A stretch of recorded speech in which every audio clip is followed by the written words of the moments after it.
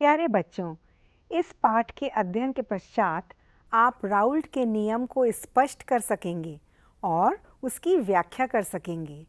आदर्श और अनादर्श विलयनों में विभेद कर सकेंगे और वास्तविक विलयनों का राउल्ट के नियम से विचलन का कारण बता सकेंगे। बच्चों, आप विलयनों के प्रकार, सांद्रता और हेनरी के नियम के बारे में तो जान चुके हैं। आज हम बात करेंगे कि द्रवीय विलयनों का वाष्प प्रभाव क्या होता है और राउल्ट के नियम एवं उसके क्या अनुप्रयोग हैं। बच्चों, आप जानते हैं कि द्रवीय विलयन वह विलयन है जिसका विलायक द्रव हो। विलेय एक गैस, द्रव या ठोस तीनों में से कोई भी हो सकता है। गैसों के द्रवों में विलयनों का अध्ययन तो हम पहले ही कर चुके हैं। अब हम द्रवों और ठोसों के द्रवों में विलयन का अध्ययन करेंगे। इस प्रकार के विलयनों में एक या अधिक अवयव वाष्पशील हो सकते हैं। सामान्यतः द्रवीय विलायक वाष्पशील होते हैं, परंतु विलेय वाष्पशील हो भी सकते हैं और नहीं भी। हम यहाँ केवल द्विअंगी विलयनों के गुणों का अध्ययन करेंगे, अर्थात वे विलयन जिनमें केवल दो अवयव होते हैं, यानी कि द्रवों का द्रवों में विलयन और ठोसों का द्रवों में विलयन। आइए अब जानते हैं द्रव-द्रव विलयनों के वाष्प दाब के बारे में। हम दो वाष्पशील द्रवों के द्विअंगी विलयन का अध्ययन करेंगे। मान लेते हैं कि इसके दोनों अवयव 1 व 2 हैं। अगर हम इनको एक बंद पात्र में रख लेंगे तो दोनों अवयव वाष्पीकृत होंगे और वाष्प प्रावस्था एवं द्रव प्रावस्था के बीच में एक साम्य स्थापित हो जाएगा। मान लीजिए इस अवस्था में कुल दाब P कुल तथा अवयव 1 व 2 के आंशिक वाष्प दाब क्रमशः P1 और P2 हैं। अवयव 1 एवं 2 के मोल अंश क्रमशः X1 और X2 हैं। एक फ्रेंच रसायनज्ञ फ्रांसिस मार्ट राउल्ट ने 1886 में इनके बीच एक मात्रात्मक संबंध स्थापित किया। इस संबंध को राउल्ट का नियम कहते हैं। इसके अनुसार वाष्पशील द्रवों के विलयन में प्रत्येक अवयव का आंशिक दाब विलयन में उसके मोल अंश के समानुपाती होता है। अतः अवयव 1 के लिए P1 समानुपाती है X1 के और P1 बराबर है P01 गुणा X1 के, जहाँ P01 शुद्ध घटक 1 का समान ताप पर वाष्प दाब है। इसी प्रकार अवयव 2 के लिए P2 बराबर है P02 गुणा X2 के, जहाँ P02 शुद्ध घटक 2 के वाष्प दाब को प्रदर्शित करता है। डाल्टन के आंशिक दाब के नियमानुसार पात्र में विलयन अवस्था का कुल दाब विलयनों के अवयवों के आंशिक दाब के जोड़ के बराबर होता है। इसलिए P कुल बराबर है P1 प्लस P2 के। P1 व P2 के मान रखने पर हम देखते हैं कि P कुल बराबर है X1 गुणा P01 प्लस X2 गुणा P02। लेकिन हम जानते हैं कि X1 बराबर है 1 माइनस X2 के, इसलिए P कुल बराबर है 1 माइनस X2 गुणा P1 प्लस X2 गुणा P02। अब X2 कॉमन लेने पर P कुल बराबर है P01 plus P02 minus P01 गुणा X2 के। इस समीकरण के आधार पर कहा जा सकता है कि किसी विलयन का कुल वाष्प दाब उसके किसी अवयव के मोल अंश से संबंधित किया जा सकता है। दूसरा, किसी विलयन का कुल वाष्प दाब अवयव 2 के मोल अंश के साथ रेखीय रूप में परिवर्तित होता है। तीसरा, शुद्ध अवयव 1 व 2 के वाष्प दाब पर निर्भर रहते हुए विलयन का कुल वाष्प दाब अवयव 1 के मोल अंश के बढ़ने से कम या ज़्यादा होता है। किसी विलयन के लिए P1 अथवा P2 का X1 तथा X2 के विरुद्ध आलेख दिए गए चित्र की तरह रेखीय आलेख होता है। जब X1 और X2 का मान 1 होता है तो ये रेखाएं 1 व 2 क्रमशः बिंदु P01 और P02 से होकर गुजरती हैं। इसी प्रकार P कुल का x2 के विरुद्ध आलेख लाइन 3 भी रेखीय होता है, जैसा कि चित्र में दिखाया गया है। P कुल का न्यूनतम मान P01 तथा अधिकतम मान P02 है। यहाँ हमने यह माना है कि घटक 1 घटक 2 की तुलना में कम वाष्पशील है, अर्थात P01 छोटा है P02 से। बच्चों, विलयन के वाष्प प्रावस्था के संगठन का निर्धारण भी जो विलयन के साथ साम्य में है, विलयन के अवयवों के आंशिक दाब से निर्धारित किया जा सकता है। यदि y1 और y2 क्रमशः अवयव 1 व 2 के वाष्पीय अवस्था में मूल अंश हों, तब डाल्टन के आंशिक दाब के नियम का उपयोग करने पर P1 बराबर है y1 गुणा P कुल के, P2 बराबर होगा y2 गुणा P कुल के, सामान्यतः Pi बराबर होगा yi गुणा P कुल के। बच्चों, अब हम राउल्ट के नियम और हेनरी के नियम की तुलना करेंगे। राउल्ट के नियम के अनुसार किसी विलयन में उसके वाष्पशील घटक का वाष्प दाब इस समीकरण द्वारा व्यक्त किया जाता है। Pi बराबर है xi गुणा P0i के। यदि हम किसी द्रव में गैस के विलयन का अध्ययन करें तो हम पाएंगे कि गैसीय घटक इतना वाष्पशील होता है कि वह गैस के रूप में ही रहता है, तथा हम जानते हैं कि उसकी घुलनशीलता हेनरी के नियम से निर्धारित होती है, जिसके अनुसार P बराबर है KH गुणा x के। यदि हम राउल्ट के नियम और हेनरी के नियम की तुलना करें तो देखा जा सकता है कि वाष्पशील घटक अथवा गैस का आंशिक दाब विलयन में उसके मूल अंश के समानुपाती है। यदि कोई अंतर होता है तो केवल समानुपातिक स्थिरांक KH में और P0i में होता है। इस प्रकार राउल्ट का नियम हेनरी के नियम की एक विशेष स्थिति है, जिसमें KH का मान P0i के मान के बराबर हो जाता है। बच्चों, अब एक प्रश्न का परिकलन करते हैं। 350 केल्विन पर शुद्ध द्रवों A एवं B के वाष्प दाब क्रमशः 450 एवं 750 मिलीमीटर मरकरी हैं। यदि कुल वाष्प दाब 600 मिलीमीटर मरकरी हो तो इस मिश्रण का संगठन ज्ञात कीजिए, साथ ही वाष्प प्रावस्था का संगठन भी ज्ञात कीजिए। उत्तर निकालते हैं। दिया गया है P0A बराबर है 450 मिलीमीटर मरकरी के, P0B बराबर है 700 मिलीमीटर मरकरी के। राउल्ट के नियम के अनुसार P कुल बराबर है P0A प्लस XB गुणा P0B माइनस P0A के। मान रखने पर 600 बराबर है 450 प्लस 700 माइनस 450 गुणा XB के, जो कि बराबर आएगा 600 माइनस 450 बराबर है 250 गुणा XB के। इसलिए XB बराबर हो जाएगा 0.60 के। तो मिश्रण का संगठन XA बराबर है 1 माइनस 0.60, जो कि बराबर होगा 0.40 के। XB बराबर है 0.60 के। PA बराबर होता है XA गुणा P0A के, तो वो बराबर हो जाएगा 0.40 गुणा 450, जो कि आएगा 180 मिलीमीटर मरकरी।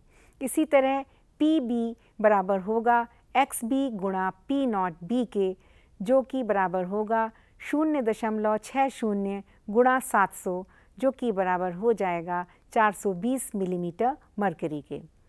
वाष्प प्रावस्था में A के मोल अंश बराबर हैं PA बटा PA प्लस PB के, जो कि बराबर होंगे 180 बटा 180 प्लस 420, जो कि बराबर होगा 0.30 के। इसी तरह वाष्प प्रावस्था में B के मोल अंश बराबर होंगे 1 माइनस 0.30 जो कि बराबर होगा 0.70 के। आइए अब जानते हैं ठोस पदार्थों के द्रवों में विलयन एवं वाष्प दाब के विषय में।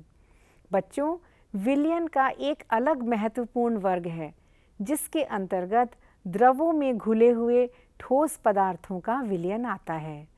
उदाहरण के लिए सोडियम क्लोराइड, ग्लूकोज, यूरिया एवं शर्करा का जल में विलयन और आयोडीन, गंधक जैसे ठोसों का कार्बन डाइसल्फाइड में विलयन। इन विलयनों के कुछ भौतिक गुण शुद्ध विलायकों से बहुत अलग होते हैं। उदाहरण है वाष्प दाब। हम जानते हैं कि किसी दिए गए ताप पर द्रव वाष्पित होता है तथा साम्यावस्था पर द्रव की वाष्प का द्रव प्रावस्था पर डाला गया दाब उस द्रव का वाष्प दाब कहलाता है, जैसा कि चित्र में दिखाया गया है। शुद्ध द्रवों की सारी सतह द्रव के अणुओं द्वारा घिरी रहती है। यदि किसी विलायक में एक अवाष्पशील विलेय डालकर विलयन बनाया जाए तो इस विलयन का वाष्प दाब केवल विलायक के वाष्प दाब के कारण होता है, जैसा कि चित्र क में दिखाया गया है। दिए गए ताप पर विलयन का यह वाष्प दाब शुद्ध विलायक के वाष्प दाब से कम होता है। विलयन की सतह पर विलेय और विलायक दोनों के अणु उपस्थित रहते हैं, अतः सतह पर विलायक के अणुओं से घिरा भाग कम रह जाता है, क्योंकि कुछ अणु विलेय के भी हैं जो वाष्पशील नहीं हैं। इसके कारण सतह छोड़कर जाने वाले विलायक अणुओं की संख्या भी कम हो जाती है, अतः विलायक का वाष्प दाब भी कम हो जाता है। विलायक के वाष्प दाब में कमी विलयन में उपस्थित अवाष्पशील विलेय की मात्रा पर निर्भर करती है, उसकी प्रकृति पर नहीं करती। उदाहरण के लिए 1 किलोग्राम जल में 1 मोल सुक्रोज मिलाने पर जल के वाष्प दाब में कमी लगभग वही होती है जो 1 मोल यूरिया को जल की उसी मात्रा में उसी ताप पर मिलाने से होती है। राउल्ट के नियम को सामान्यतः इस प्रकार व्यक्त किया जाता है: किसी विलयन के प्रत्येक वाष्पशील अवयव का आंशिक वाष्प दाब इसके मोल अंश के समानुपाती होता है। अब हम द्विअंगी विलयन में विलायक को 1 व विलेय को 2 से व्यक्त करते हैं। जब विलेय अवाष्पशील होता है तो केवल विलायक अणु ही वाष्प अवस्था में होते हैं और वाष्प दाब का कारण होते हैं। यदि P1 विलायक का वाष्प दाब व X1 इसका मोल अंश है एवं P01 इसकी शुद्ध अवस्था का वाष्प दाब हो, तो राउल्ट के नियमानुसार P1 समानुपाती है X1 के, तो P1 बराबर है X1 गुणा P01 के। समानुपाती स्थिरांक शुद्ध विलायक के वाष्प दाब P01 के बराबर होता है। विलायक के वाष्प दाब व मोल अंश के बीच खींचा गया ग्राफ रेखीय होता है, जैसा चित्र में दिखाया गया है। यदि कोई विलयन सभी सांद्रणों पर राउल्ट के नियम का पालन करता है तो उसका वाष्प दाब एक सरल रेखा में 0 से शुद्ध विलायक के वाष्प दाब तक बढ़ता जाता है। बच्चों, अब एक महत्वपूर्ण विषय का अध्ययन करेंगे। यह विषय है आदर्श और अनादर्श विलयन। द्रव-द्रव विलयनों को राउल्ट के नियम के आधार पर आदर्श एवं अनादर्श विलयनों में वर्गीकृत किया जा सकता है। पहले समझेंगे आदर्श विलयन। ऐसे विलयन जो सभी सांद्रताओं पर राउल्ट के नियम का पालन करते हैं आदर्श विलयन कहलाते हैं। आदर्श विलयन बनाने के लिए शुद्ध अवयवों को मिश्रित करने पर मिश्रण बनाने का एंथैल्पी परिवर्तन 0 होता है, अर्थात डेल्टा मिश्रण H बराबर है 0 के। आदर्श विलयन बनाने के लिए शुद्ध अवयवों को मिश्रित करने पर मिश्रण बनाने का आयतन परिवर्तन भी शून्य होता है, अर्थात डेल्टा मिश्रण V बराबर है 0 के। इसका तात्पर्य ये है कि अवयवों को मिश्रित करने पर ऊष्मा का उत्सर्जन अथवा अवशोषण नहीं होता। इसके अतिरिक्त विलयन का आयतन भी दोनों अवयवों के आयतन के योग के बराबर होता है। आणविक स्तर पर विलयनों के आदर्श व्यवहार का अवयव A और B के अध्ययन द्वारा समझा जा सकता है। शुद्ध अवयवों में अंतर आणविक आकर्षण और अन्योन्य क्रियाएं AA और BB प्रकार की होती हैं, जबकि द्विअंगी विलयनों में इन दोनों अन्योन्य क्रियाओं के अतिरिक्त AB प्रकार की अन्योन्य क्रियाएं भी होती हैं। यदि AA और BB के बीच अंतर आणविक और आकर्षण बल AB के समान हो तो यह आदर्श विलयन होता है। एक पूर्ण रूपेण आदर्श विलयन की संभावना बहुत कम होती है, लेकिन कुछ विलयन व्यवहार में लगभग आदर्श होते हैं, जैसे N-हेक्सेन और N-हेप्टेन, ब्रोमोइथेन और क्लोरोइथेन तथा बेंजीन और टॉलुईन आदि के विलयन। अब अध्ययन करेंगे अनादर्श विलयन का। जब कोई विलयन सभी सांद्रताओं पर राउल्ट के नियम का पालन नहीं करता तो वह अनादर्श विलयन कहलाता है। इस प्रकार के विलयनों का वाष्प दाब राउल्ट के नियम द्वारा बताए गए वाष्प दाब से या तो अधिक होता है या कम। P1 बराबर नहीं होता P01 गुणा x1 के, P2 बराबर नहीं होता P02 गुणा x2 के, P कुल भी बराबर नहीं होता P01 x1 plus P02 x2 के। यदि ये अधिक होता है तो ये विलयन राउल्ट नियम से धनात्मक विचलन प्रदर्शित करता है, और यदि यह कम होता है तो ये ऋणात्मक विचलन प्रदर्शित करता है। अनादर्श विलयन बनाने के लिए शुद्ध अवयवों को मिश्रित करने पर मिश्रण बनाने का एंथैल्पी परिवर्तन शून्य नहीं होता है, अर्थात डेल्टा मिश्रण H बराबर नहीं होता 0 के। अनादर्श विलयन बनाने के लिए शुद्ध अवयवों को मिश्रित करने पर मिश्रण बनाने का आयतन परिवर्तन भी शून्य नहीं होता, अर्थात डेल्टा मिश्रण V बराबर नहीं होता 0 के। AA और BB के बीच अंतर आणविक और आकर्षण बल AB के समान नहीं होते हैं। आइए अब समझते हैं धनात्मक विचलन दर्शाने वाले विलयनों के विषय में। इन विलयनों का कारण है आणविक स्तर पर होने वाली अन्योन्य क्रियाओं की प्रकृति। राउल्ट नियम से धनात्मक विचलन की स्थिति में AB अन्योन्य क्रियाएं AA अथवा BB के बीच होने वाली अन्योन्य क्रियाओं की तुलना में कमजोर होती हैं, अर्थात इस स्थिति में विलेय विलायक अणुओं के मध्य अंतर आणविक आकर्षण बल विलेय विलेय और विलायक विलायक अणुओं की तुलना में कमजोर होते हैं। इसका मतलब इस प्रकार के विलयनों में से A अथवा B के अणु शुद्ध अवयव की तुलना में अधिक आसानी से पलायन कर सकते हैं। इसके परिणाम स्वरूप वाष्प दाब में वृद्धि होती है, जिससे धनात्मक विचलन होता है। आइए अब एक प्रयोग करते हैं। ये हमने मेजरिंग सिलेंडर 1 में 10 मिलीलीटर अल्कोहल और मेजरिंग सिलेंडर 2 में 10 मिलीलीटर एसीटोन लिया है। आइए इनका तापमान नापते हैं।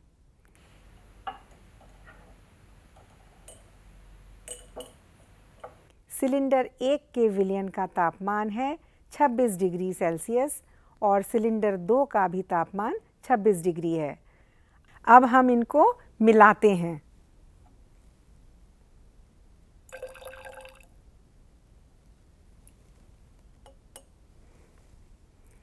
कुल आयतन कितना होना चाहिए? 20 मिलीलीटर। लेकिन ये क्या? इनका आयतन तो 20 मिलीलीटर से ज़्यादा है। अब हम इनका तापमान देखते हैं। इसका ताप भी कम हो गया है। इसका ताप है 24 डिग्री सेल्सियस।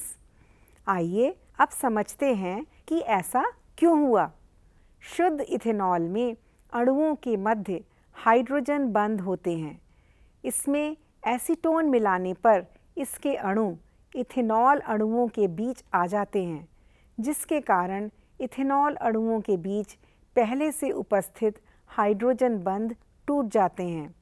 इससे अंतर आणविक बल कमज़ोर हो जाने के कारण मिश्रण राउल्ट के नियम से धनात्मक विचलन दर्शाता है, जैसा कि चित्र क में दिखाया गया है। डॉटेड लाइन या हरे रंग की बिंदीदार रेखा राउल्ट के नियम के अनुसार है और नीले रंग की रेखा धनात्मक विचलन को प्रदर्शित कर रही है। कार्बन डाइसल्फाइड के एसीटोन में मिलने पर बने विलयन में भी धनात्मक विचलन होता है। अब समझते हैं राउल्ट के नियम से ऋणात्मक विचलन के विषय में। ऐसे विलयनों में AA अथवा BB के बीच अन्योन्य क्रियाएं और अंतर आणविक आकर्षण बल AB की तुलना में कमज़ोर होता है। इसके कारण वाष्प दाब कम हो जाता है और इसलिए ऋणात्मक विचलन प्रदर्शित होता है। उदाहरण के लिए फिनॉल और एनिलीन का मिश्रण। इस स्थिति में फिनॉलिक प्रोटॉन व एनिलीन के नाइट्रोजन अणु के एकाकी इलेक्ट्रॉन युगल के मध्य अंतर आणविक हाइड्रोजन बंध या इंटरमॉलिक्यूलर हाइड्रोजन बॉन्ड फिनॉल के अणुओं के मध्य हाइड्रोजन बंध की तुलना में मजबूत होता है। जरा सोचिए, क्लोरोफॉर्म और एसीटोन का मिश्रण राउल्ट के नियम से कैसा विचलन दिखाएगा? आइए ये प्रयोग करके देखते हैं। ये हमने मेजरिंग सिलेंडर 3 में लिया है 10 मिलीलीटर सांद्र नाइट्रिक अम्ल और मेजरिंग सिलेंडर 4 में लिया है 10 मिलीलीटर जल। अब हम इनका तापमान देखते हैं।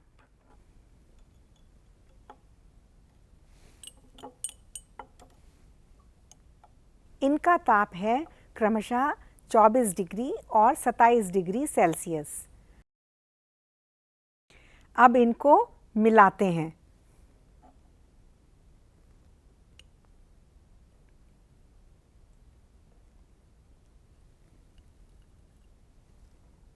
कुल आयतन कितना होना चाहिए?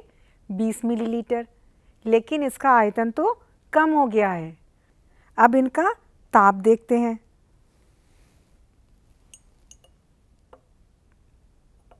इनका ताप बढ़ गया है। अब इसका ताप हो गया है 36 डिग्री सेल्सियस। आइए इसका कारण समझते हैं। तो क्या आप सोचते हैं कि नाइट्रिक अम्ल और जल के अणुओं की पलायन की प्रवृत्ति कम होनी चाहिए और वाष्प दाब में कमी आनी चाहिए? अगर आप ऐसा सोच रहे हैं तो आप बिल्कुल सही हैं और इसलिए इस विलयन का राउल्ट के नियम से ऋणात्मक विचलन होता है। इसी प्रकार एसीटोन और फिनॉल का विलयन भी ऋणात्मक विचलन दिखाता है, जैसा कि चित्र में दिखाया गया है। ऑक्सीजन और हाइड्रोजन के अणुओं के बीच हाइड्रोजन बंध है। इसके कारण एसीटोन और फिनॉल के अणुओं की पलायन की प्रवृत्ति कम हो जाती है, जिससे वाष्प दाब में कमी आ जाती है तथा राउल्ट नियम से ऋणात्मक विचलन होता है, जैसा कि चित्र ख में दिखाया गया है। जो डॉटेड लाइन या बिंदीदार रेखा है वह राउल्ट के नियम के अनुसार है और नीले रंग की रेखा ऋणात्मक विचलन प्रदर्शित कर रही है। पहचानिए कि निम्नलिखित यौगिकों में से कौन से जल में अत्यधिक विलेय, आंशिक रूप से विलेय तथा अविलेय हैं। पहला टॉलुइन, दूसरा फॉर्मिक अम्ल, तीसरा फिनॉल, चौथा इथिलीन ग्लाइकॉल, पांचवा क्लोरोफॉर्म और छठा पेंटेनॉल। तो बच्चों, आज हमने सीखा कि राउल्ट के नियम को कैसे स्पष्ट करते हैं तथा आदर्श और अनादर्श विलयन क्या होते हैं और उनमें क्या अंतर है और वास्तविक विलयनों का राउल्ट के नियम से विचलन का कारण क्या है। अगले प्रकरण में हम सीखेंगे कि स्थिर क्वाथी क्या होते हैं और विलयनों के अणुसंख्य गुणधर्म क्या होते हैं और उनका क्या प्रभाव होता है। आपका दिन शुभ हो। धन्यवाद।